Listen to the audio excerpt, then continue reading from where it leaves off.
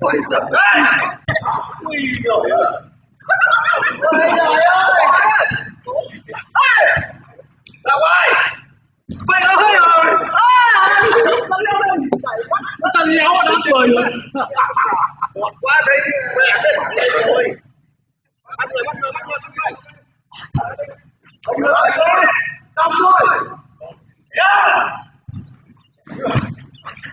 Ui giời!